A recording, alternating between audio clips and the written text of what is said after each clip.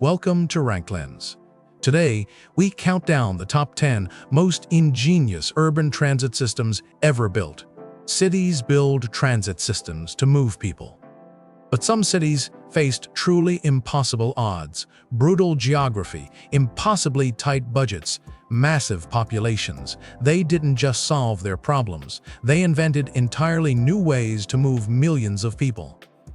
Today, we're counting down the 10 most ingenious urban transit systems ever built.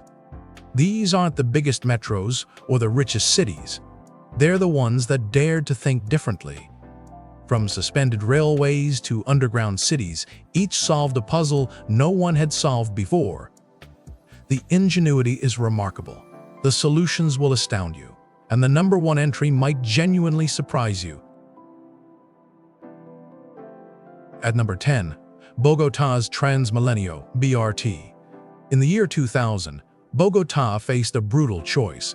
A sprawling megacity of 10 million people needed rapid transit fast, but there was no money for a subway. So the city did something bold. It looked at Curitiba, a Brazilian city that had pioneered bus rapid transit, asking, could this work at massive scale in a much larger, chaotic metropolis? And it did. TransMilenio now moves 2.4 million daily trips, more passengers than many light rail systems in wealthier cities. The tubes weren't just tubes. They were proof that a winning idea could scale far beyond its origin. It didn't need a metro. It just needed a new way to see what was possible. At number 9, Tokyo's through-running rail network. Imagine you live in a suburb of Tokyo and work downtown. Normally, you take a commuter train, get off at the city terminus, swap to a subway, and start your commute over. Millions of people did this every single day. It was exhausting. It was slow. It created massive bottlenecks. Then, Tokyo engineers had a radical idea. What if suburban trains never stopped? What if they ran directly onto city subway tracks? Private suburban railways now run directly onto the Tokyo Metro's own tracks. Passengers ride from the outer suburbs straight into the city center without ever changing trains or paying twice. It eliminated the choke point. It multiplied effective line capacity. Tokyo became the world's busiest metro, partly because of this single, elegant innovation. At number 8, Copenhagen's Cityringen, the M3 metro line. Copenhagen sprawls in a rough circle. Medieval streets, dense, ring-shaped housing, no clear downtown. So in 2019, Copenhagen built a metro that matched its shape perfectly, a driverless circular line that serves every neighborhood equally. No central terminus, no hierarchy. Riders can always take the shorter arc to any destination on the line. The line runs 24 hours, 7 days a week, with no driver in the cab. But there's a hidden genius underneath. Engineers had to tunnel beneath medieval buildings with foundations that had stood for centuries. One structural crack could topple history. The precision required was extraordinary. Cityringen solved not one problem, but 3: geometry, automation, and archaeology. At number 7, Singapore's ERP and MRT integration. Singapore is tiny, just a city-state crushed between Malaysia and the sea. Land is everything. Cars are the enemy of density. So Singapore did something no other city had tried: pair a world-class metro with real-time congestion pricing. When Singapore launched its ERP system in 1998, it was among the world's first fully electronic, gantry-based congestion pricing systems. Toll rates adjust dynamically with real-time traffic. Rush hour costs more. Off-peak costs less. The math was relentless. Make driving expensive enough, and people ride the metro instead. The city's limited land meant car ownership itself was structurally expensive. The ERP made it unsustainable. Genius isn't always elegant. Sometimes it's ruthlessly effective. At number 6, Montreal's RÉSO, the underground city. Montreal winters kill. Temperatures plummet to 40 degrees Celsius. Wind howls, snow buries the streets for months. Walking outside isn't commuting, it's survival. So Montreal engineer Vincent Ponte had a wild idea. What if people never went outside? RÉSO is 32 kilometers of climate-controlled tunnels. Offices, hotels, universities, shopping centers, all connected beneath the snow. 500,000 people commute daily without facing winter. It's one of the world's largest underground pedestrian networks by length. The ingenuity wasn't a new transit mode, it was reimagining commuting itself. Why brave the elements when you can engineer them away? At number 5, Lausanne's M2, the world's steepest fully automated metro. Lausanne clings to a hillside overlooking Lake Geneva. The lake sits low. The old town climbs sharply, a near cliff face. A conventional metro layout was impossible. So, in 2008, Lausanne built the world's steepest fully automatic metro line, climbing at a 12% grade. Most heavy rail systems would struggle with that incline. Driverless trains navigate it flawlessly. The engineering was radical. Trains climb and descend a mountain without a human hand on the controls.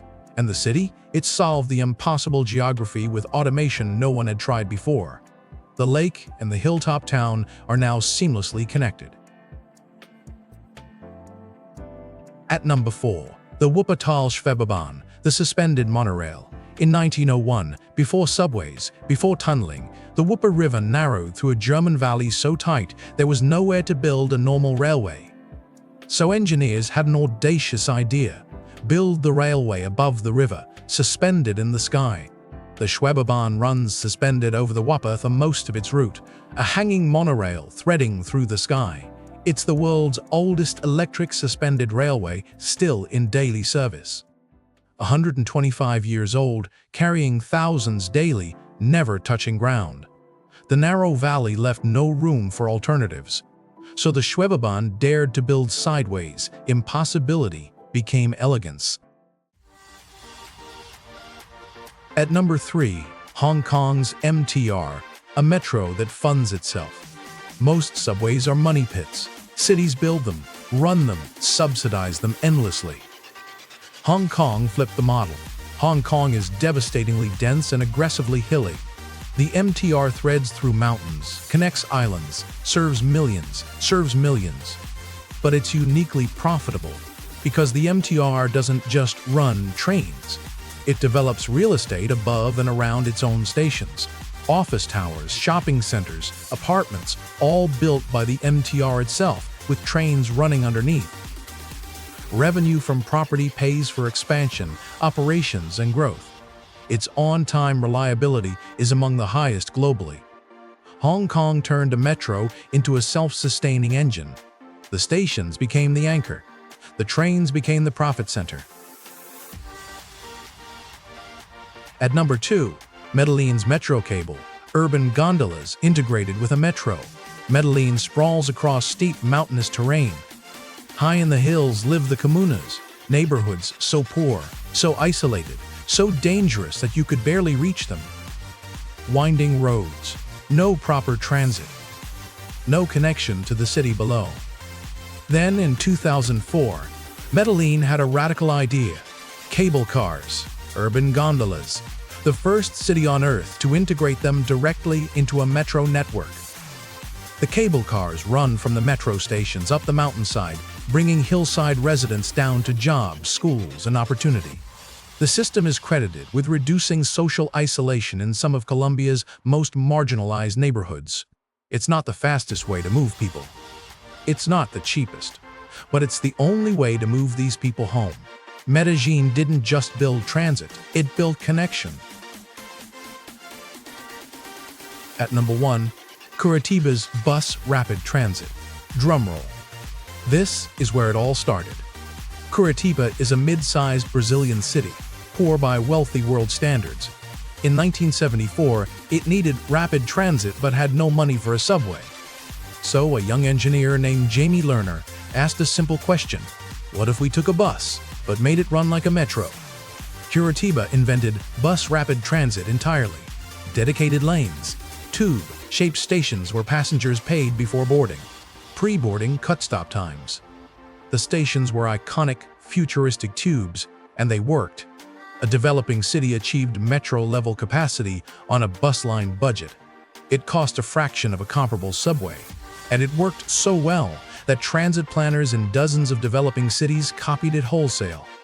Curitiba didn't just solve one city's problem, it invented a new mode that spread worldwide. That's not just ingenuity, that's legacy. These 10 systems reveal something profound about cities. The greatest innovations don't always come from money. They come from constraints. Bogotá couldn't afford a metro, so it scaled the bus idea to genius. Tokyo was choking on transfers, so it rewired an entire network. Copenhagen faced a circular city, so it built a circular metro. Lausanne climbed a mountain, so it automated the climb. When you can't do it the old way, you invent a new way.